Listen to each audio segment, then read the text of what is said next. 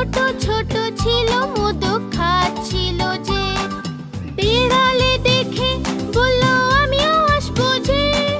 না মাসি না তুমি এসো না, আমাদের মেরে ফেলবে যে, লেজ কেটে ফেলবে যে।